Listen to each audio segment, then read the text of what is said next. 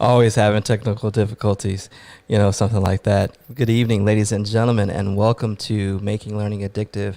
I am your host, Brian Romero Smith, and I know that the results, aren't completely in, and, people are still up in the air trying to figure out what's going on, but that's okay. It's all a part of a plan. But the reality is, whatever happens, it's really just the beginning to the work that we actually have to do. It just gives us a starting point of where we actually are going to begin the work. So just keep that in mind. So the reality is we need to start preparing for how do we digest the aftermath of all of this? And the simple answer is we take it one small bite at a time. It's a little play on our special guest tonight, Hedreich Nichols, and we'll talk a little bit about that and a whole lot more on tonight's Making Learning Addictive.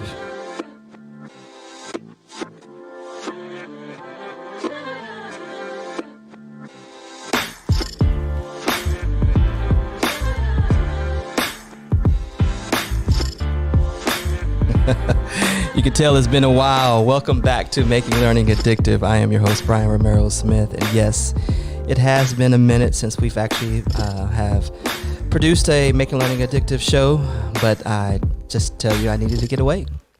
Sometimes with everything that's going on, you need to make room for yourself, as we all have been talking about, and I needed to just take a break, do things with family, and get things straightened out. So we are back, though. I'm super excited to be back, and I'm especially starting off our new series this year with our special guest tonight. Now, some of you may know Hedreich as a curriculum designer and middle years program district tech lead, but she is also an equity advocate and consultant who helps teachers amplify the voices of all students.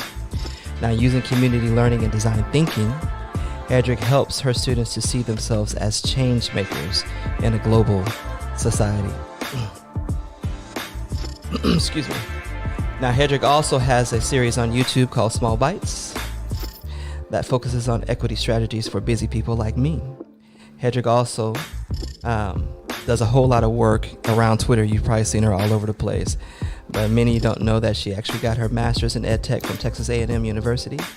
And she's also looking forward to a release of what is anti-racism and what is the Black Lives Matter movement this year. I got some questions. And as well as an educational book for teachers on equity strategies. Now, prior to being an educator, y'all check this out. She was a Grammy-nominated singer-songwriter. And she still enjoys writing and singing with her similarly gifted son. And you can find him at Swiss Chris on Bass. I'm assuming that's on Instagram or on Twitter. Well, regardless, welcome, ladies and gentlemen, to our special guest, Hedreich Nichols. What's up, girl?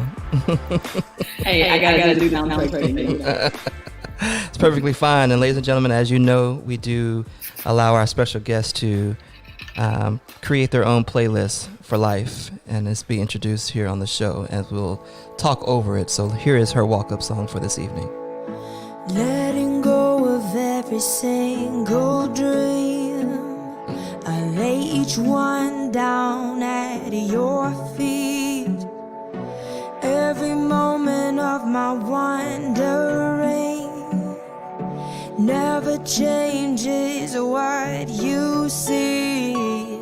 I'll try to win this war, I confess. I love that song. Girl, how are you doing? You know what?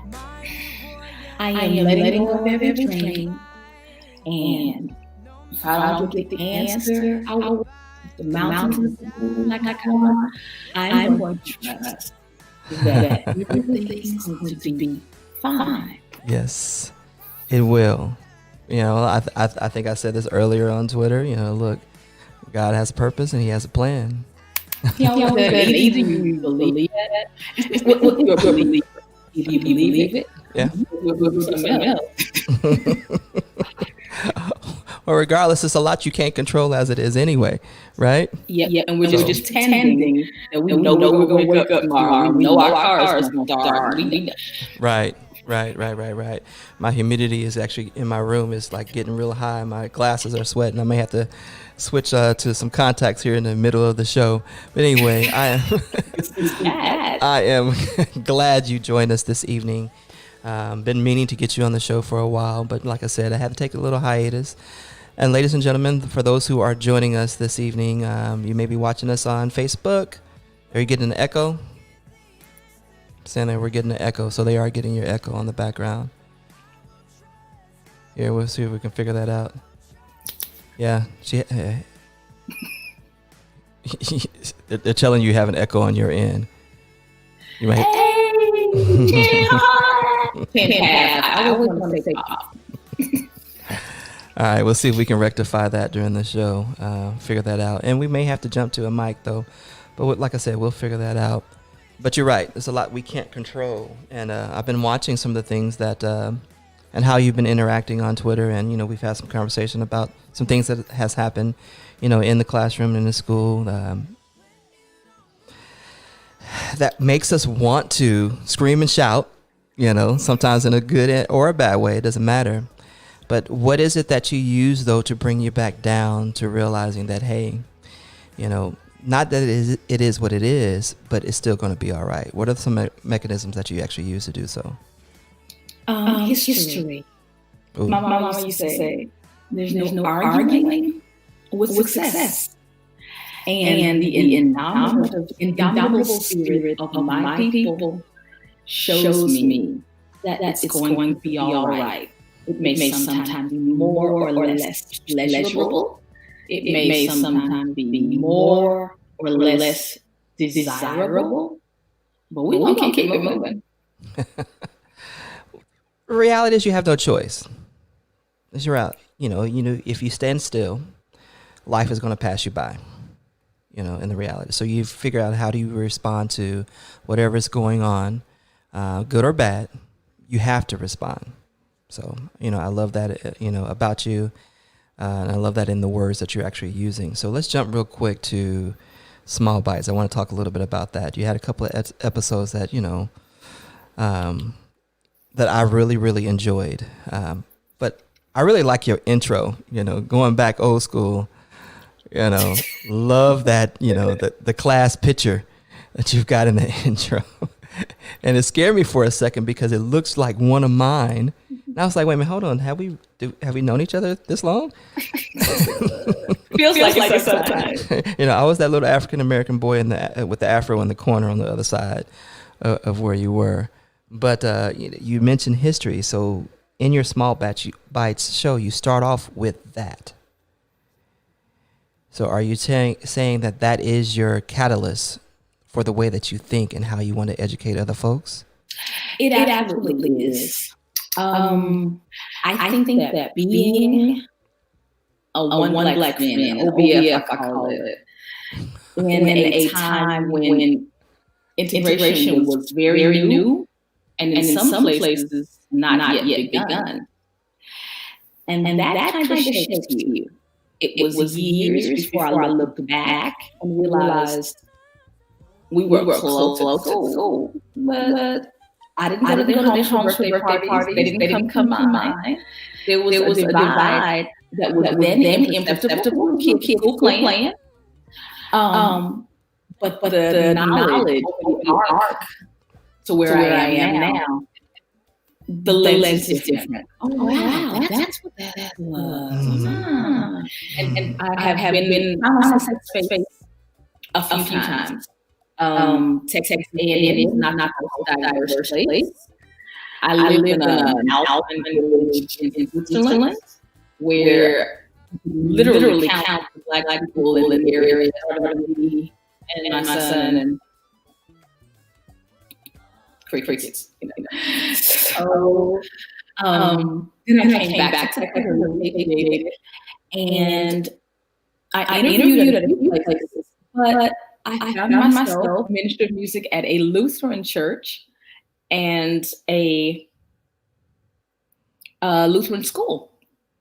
And teaching and working there was also a very different experience than the experience of my growing up in the Black church. Mm. So that just kind of gave me so many different ways to look at race, different ways to look at the duplicity that people like you and I, you said you were that one speck, that children who grow up in two worlds. I know a lot of my kids now, I teach in a largely Hispanic school, and there's the very much cultural immersion at home, and then the school immersion where they'll speak English and everything in the classroom, but when I pass them by, then they're speaking Spanish, you know, and there's just this duplicity, this two world thing.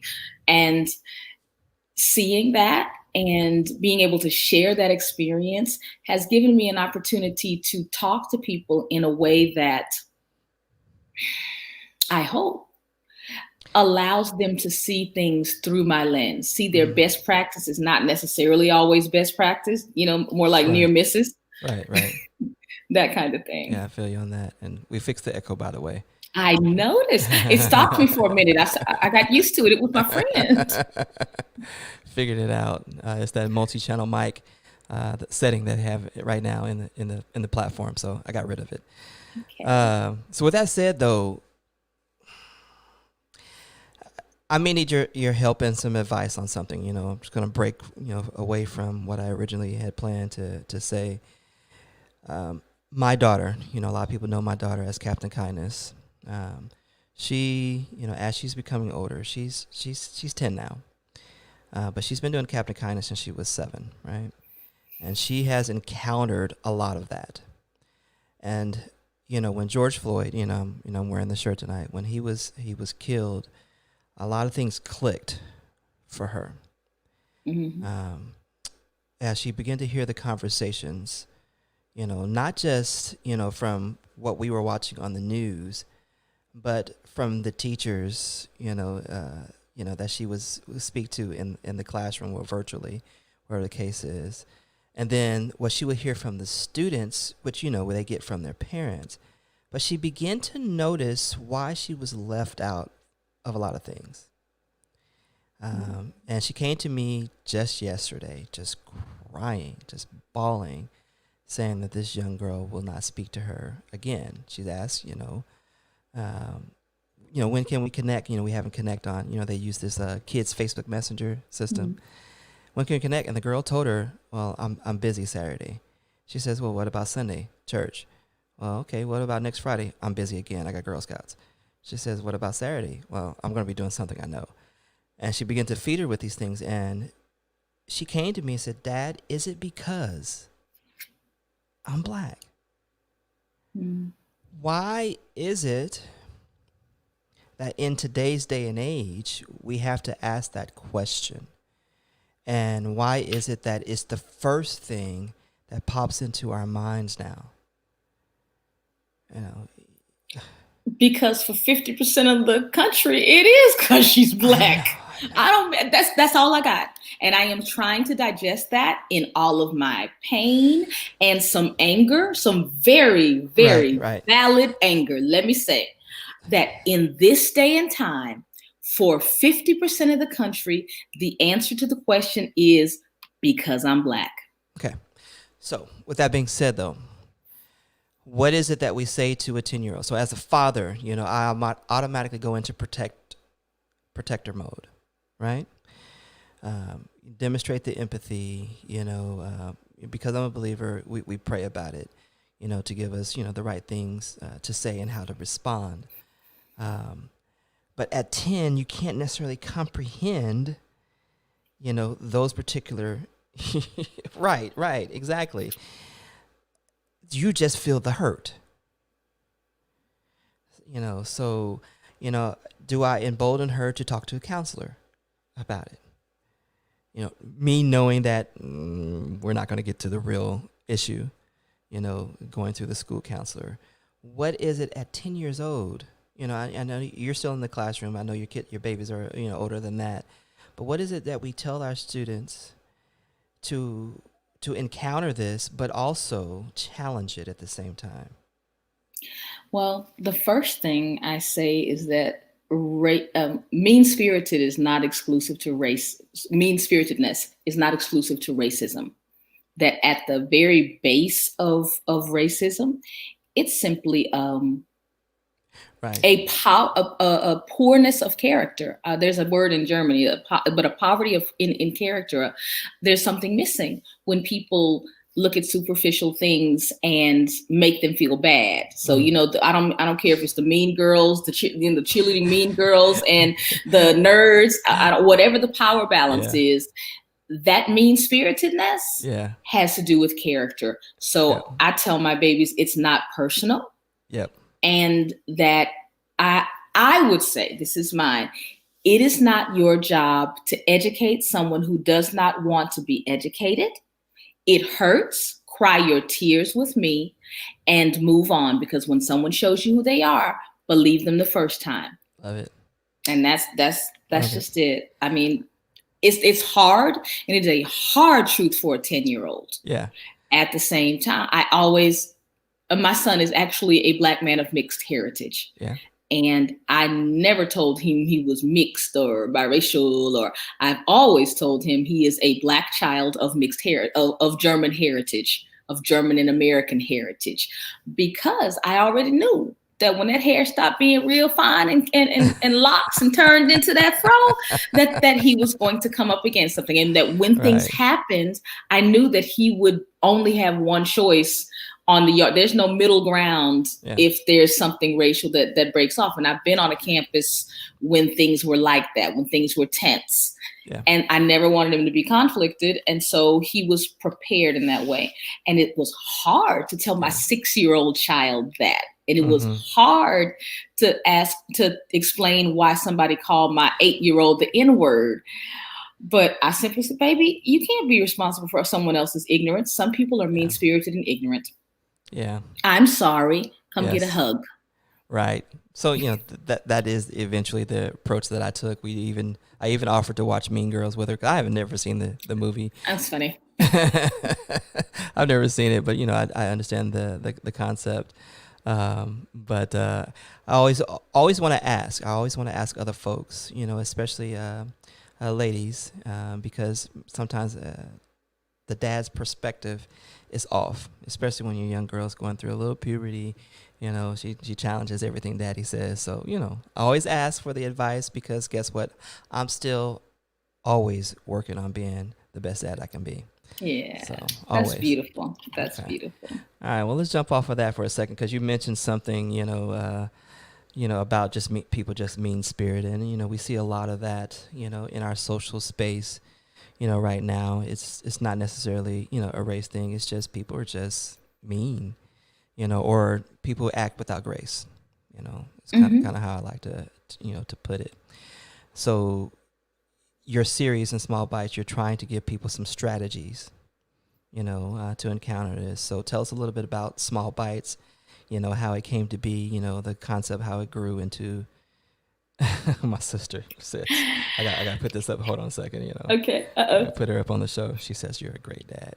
I know. Oh, is that your sister? That's my sister, actually. Sister. Hey, sister. Oh, that's sweet. But tell us a little about it. Let's see.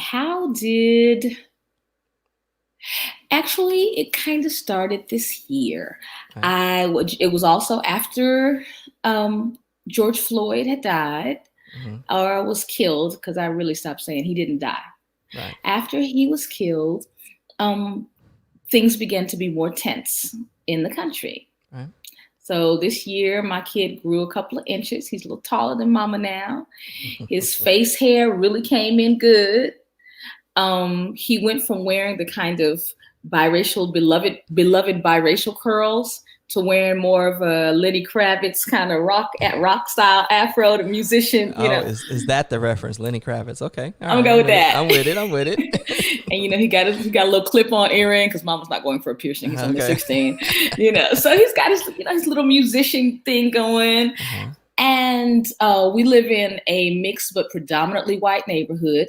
He was down the street on a skateboard, and some guy, this must have been maybe June, some guy said to him, go back to your own neighborhood and skate. then a couple of weeks later, I said we were in the Lutheran church. He was on a group, the youth group chat, and the group leader's boyfriend was in, and he posted a video on the chat with these two guys saying, you know, Black lives don't matter. That's a bunch of crap, and that's a bunch of stupid. I mean, just this awful, vile video. And so he had to deal with that, you know, in this kind of a safe space suddenly, you know, our neighborhood, safe space confrontation, that safe space confrontation. And there was another thing that happened as well. And I can't quite remember what it was, but it just rose up in me. It wasn't enough to be able to just be in the spaces that I am and tell people, well, you know, there's another perspective. Well, have you considered that actually just means make America white again? Have you considered that that's a turning back? You know, I have friends that I can say that to, but suddenly it wasn't enough just to say that to my friends. And literally I woke up with it on my heart. Nice. And the next weekend, there it was. And obedience. I love that. You know, but here's the dope thing about your show is you know, as you mentioned, you're really tackling the elephant in the room that no one wants to talk about or are afraid to talk about. And I know in many of our spaces, our like spaces, it's a scary topic that we feel that we have to create this palatable conversation, you know, in order for them to come back to the table and discuss it. We want to make you uncomfortable. We do, because it's an uncomfortable issue. But what you're doing is you're helping this by creating a palatable way of digesting what's really going on. And I really love that. I appreciate that. And Brian, it's so important. When I look at the results, 50% of the people don't necessarily see racism as a big and important issue.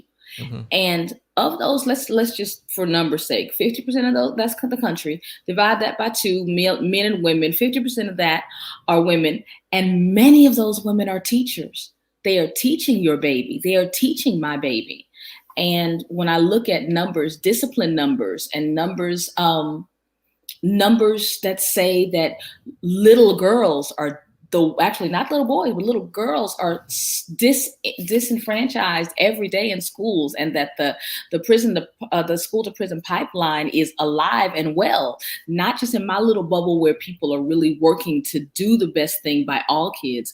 When I see that, I have to be able to be in that space in a place that does not attack. And that's important. You know, there are words that I know that they convey truth. But there's no way I can say to you, you're a racist and you're privileged and you do not teach my children right. The first thing, we're all like that. Well, what do you mean? I don't. There's just no way to use certain language without making someone feel attacked. And that may sound like, you know, me doing a whitewashing of something that's uncomfortable, but it's not. Again, 50% of the country can't hear all of that.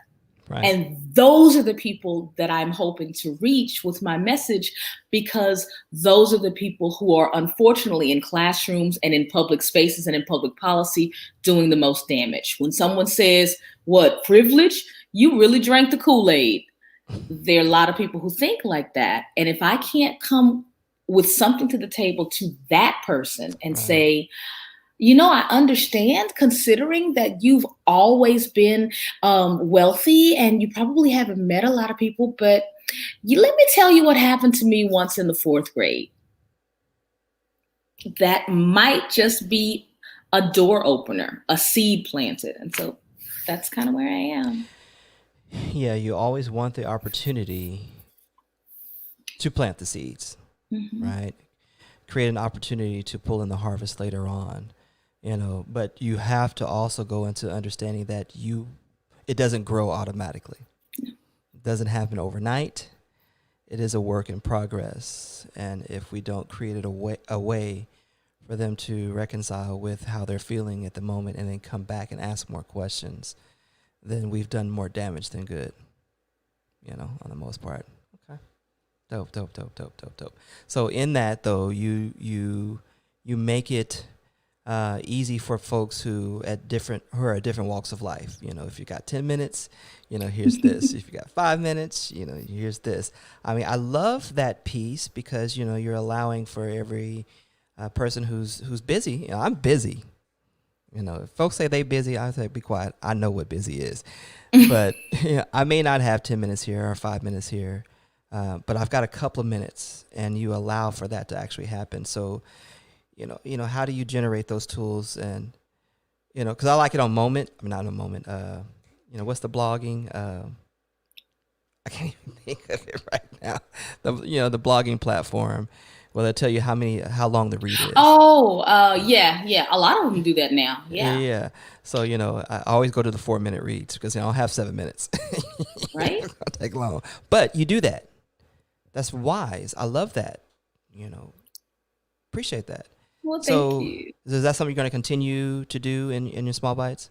Yes, I am. I'm on hiatus from that. On the 20th episode, I had a live after party, and my teacher friends kind of pulled me up because I was, ever the teacher. I said, I checked my analytics and you guys are not clicking the links. You're not doing the work. I love that you're coming, but you got to do the work. And so we talked about it afterwards. Stop laughing. And here's the deal. 30 minutes before the show, I was in bed under the covers, just done because I worked from, I've been up since 6:15. I taught all day. I had a meeting that lasted an hour and a half after school. I mean, so I was done. And so what they said, it's like, teachers are just barely making it. They can't even click even though you're doing this, here it is for you. It's right here. Just click the link. They just can't even click the link. And like I said, I realized, you know what? I get it, because if I don't get like a 10-minute nap right after I get offline from school, my son's gonna be. So for the next 10 weeks, what I have coveted to do is give them 5 things that do not require links. You know what I mean? That they're not minute. A couple of them are links, but they might be a reflect on this thoughts, or just I've made it even just because COVID's education is a lot harder than regular. There's no routine. You're right. There isn't, and I thought I was going to shy away from that piece of the conversation, but no, you brought it up. So it is extremely difficult. And we know that having to balance, not just teaching online and face-to-face simultaneously, but how do you balance what engagement looks like in those two environments, at the same time, because they are different. But here's what I'm seeing, because, I get a chance to talk to a lot of folks throughout the day about what's going on in the classroom, where I'm seeing the huge challenge is that leadership and then district leadership has no empathy when it comes to piling additional things on to the plate. Now, excuse my language. Look, you've asked me to do something that, I have not been trained to do, one. We didn't take the time. Okay, let me stop. See, I told you I didn't want to talk about this. Okay, look, I'm going to say, I have the quintessential piece. So this is a story that I know, and I'm going to share it with you. So there was a long weekend. And on this particular long weekend, it was the end of the semester, or the 6 weeks. And it seemed that a lot of the children had not turned in work. And so they, of course, were failing. And so from the top down, the decision was made to let the children turn in work through the long weekend. Okay. Now we've just gone from at home to hybrid to, meetings, trainings, new LMS. Right. Yes, and this is, so now we are going to grade through the weekend. And one of the teachers was brave enough, and as I understand, she said, but that means we'll have to grade all weekend. And I'm in my mind, in my mind, when she's telling me this story, Yes. I'm seeing her admin line up at the goal, right? She's at the goal line. She's at the baseline. She's spin. She goes up for the shot, and she says, "What did she tell me?" She said, "Hold on, let me think about it." Okay. Well, in my 13 years of teaching, I have many times graded on the weekend. And she shoots and misses. Oh. Right? Honey. Like, really? And in my 13 years of teaching, I have never turned on a dime, taught for several weeks in like some, hey, let's do this. Oh, let's make it up every day. Systems going up, systems going down, and have a pandemic, and have kids who come back to school and say, yeah, my granny just died and we had to move in with mama and them because we don't have. You dealt with that anytime in your last 13 years? So I was, yeah. So when I hear the epic fail, yes. So when I hear stories like that, and unfortunately I hear quite a few of them, I'm thinking, guys, stand back and stand by. Just chill out for a minute. Let's make sure the kids are okay. Let's reduce the standards down to something that is essential and make sure they get that. Add on top for for those who can, but let's just not make, we've got to have, there's just so many rules and regulations you can't even keep up. Right. And that's part of the problem. Each level that you go up in the hierarchy system, someone is accountable for something else, as if we're in a traditional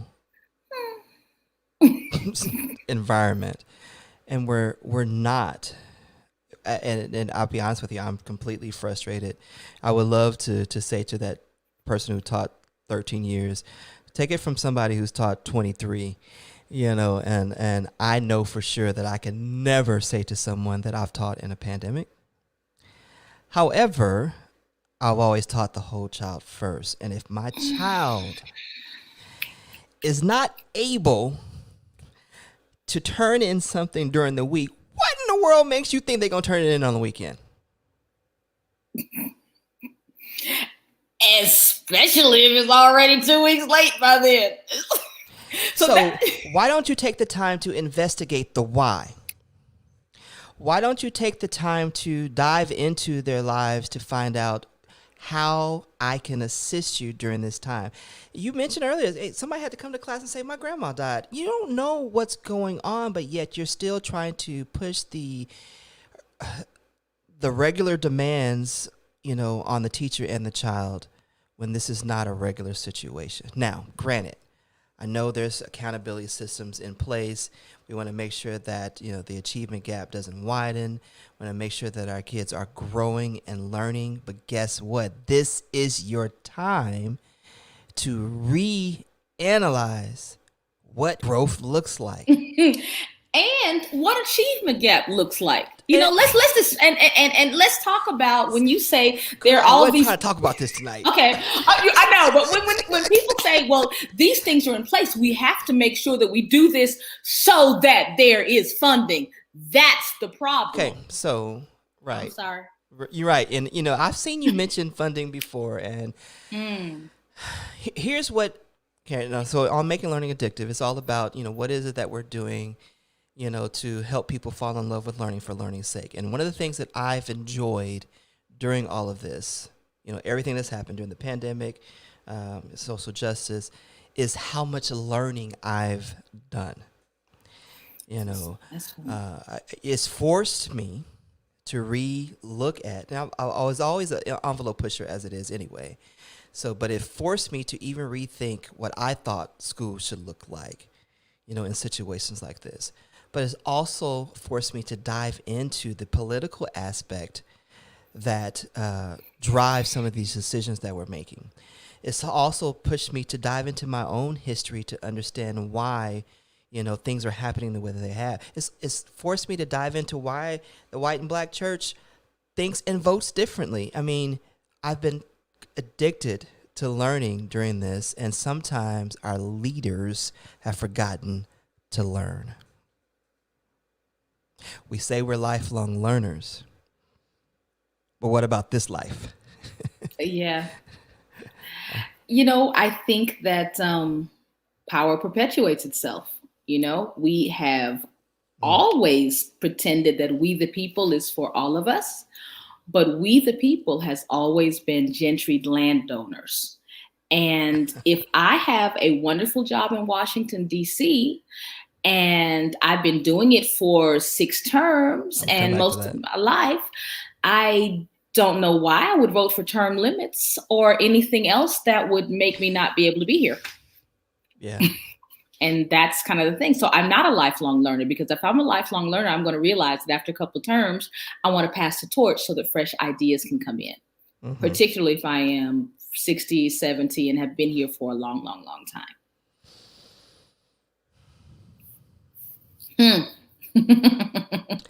And he thinks. Well, yeah, because Valerie also mentioned, the fact about we have to forget punitive and compliance. But it's huge. That's huge. I know with my kids at school, I ask. But what is your point, though? What is your purpose? All right, okay, I'm about to make a confession. Okay, I'll make a confession. Do I need to get my I don't know, my cloth or something? No, you don't. Some folks already know because I actually made a comment on it, but I did have to. The beautiful thing that I love about what it is that I do now is that I don't have to be careful which hat I'm wearing. I can truly be an advocate for my parents. For my kids, as a parent. And I love that. Now, with that said, I did have to educate an educator. One of my children, I won't say who, so in case somebody's listening and they know my kids and know where they go. But one of their teachers decided to fail them on an assignment when we were out of internet for 2 weeks. Okay. So what happened was we were using hotspots, and I used up all of my data on my hotspots on all 4 of our phones on our contract, right? That's just how we had to do it. We just made it happen. And then when that was done, we were hanging out outside McDonald's, Starbucks, library, yeah. Right. So basically, what happened was, so on that Friday, I didn't mean to say she, but on that Friday, when that assignment was due, and here it is, my child was desperately trying to get it done, and it's COVID. I'm not trying to go in Starbucks. I'm outside Starbucks in the car, so I'm not getting the best signal. But he's trying to turn it in, and he gets it in, but he gets it in at 4:07. The assignment was due at 4. Oh, and come on. Gave him a 0. Gave him a 0. Now, mind you, I've had issues before with this one. This is in a GT pre-AP class. Knowing this kid is brilliant. Got 100 on the assignment. All the questions were correct. But she wanted to get him a 0. I didn't wait. I immediately addressed it. But I didn't address it to where you can realize that I was a Christian. Whoops, I should have got that prayer cloth. But what I did was I went back and said, hey, look, here's the situation. We're in a different we're in a different time. And you have to let go of the way things have let go of the things the way that you've always done them. Okay? You have to let go, of the fact that everyone can connect at the same time. You have to let go, of the fact that everyone has the means to be able to complete some of these assignments. You have to let go of the fact that if a kid doesn't turn it in, you automatically think that he's not trying. You've got to let go of that. Here it is. Here's the assignment. It was 7 minutes late. I get it. You're a timely person. But what happens when you lose internet? Mm-hmm. Remember that time where you're on that Zoom call and your signal went dead? We can't turn around and fail you. Stuff happens. So why we talk about modeling the behavior we expect out of our students, but why is it such a thing that you got to be so hard up on your own subject that you forget that the child is in a different situation? Mm-hmm. I don't care if you know math. That's great. I know math too. That's my... I'm sorry. Why'd you get me on this? I'm sorry. I didn't do it. I am praying for all the teachers and all the administrators. You have a very tough job. So here's what we're going to do, and I'm going to let you help me with this. Okay. Couple of weeks ago, we gave away Starbucks gift cards, and that was really to celebrate the fact that that's what we had to do in order to get connected. But what I wanted to know was what teachers were doing to demonstrate that empathy inside of the classroom, what ideas they had for it. You gave me a good idea. I gave you a $10 Starbucks gift card, right? Nice. And we gave away 10 of them, right? So, $100 worth. We're going to do the same, but this time we want to feed you. So we're going to give away, how many did we say? 4 $25 Grubhub cards. Ooh. Can I compete? No, you can't compete. Oh man! I hook you up. We go to Torchy's. I got you. I was gonna say Torchy's. Yes. I got you covered. Because we know that sometimes when you get home, you don't have time to cook. You don't have time to prepare a good meal for yourself. It's hard taking care of you when you're expected to take care of so much and so many others. So I'm announcing it here. So on our Quiet Storm show that we're going to do on Sunday, we're going to give away 4 $25 Grubhub. And all you have to do, and I'm just throwing this on the fly, the Spirit just leading me to do this, is tell me how much you love kids. Aww. That's it. Because that's got to be your reason for doing what you're doing right now. Okay. That's it. That's it. I can tell you how much I love my kids. No, I'm not. No, I don't even mean for. I just want to brag. I really want to share. Here's the thing that I love my kids. Everybody can say you love your kids, but I would also like to know, Brian, how are they assessing the fact that their kids feel that love? Oh, I just love my children, but do they know you do? Ooh, okay. Yeah, like I said, y'all, we making it up on the fly. Okay. I did a class. I did a course evaluation at the last grading period, and I gave every one of my kids a form. And what can I do better? What would you like me to know? And on would you like me to know? I got a few. Tomorrow's my birthday. I like to skate. I can sing, but almost 70% of my kids say that you make it really fun, and I love coming to your class. I bet. I love it. They know and that's because I love them, and I think that they feel that it's not about. I'm not turning cartwheels.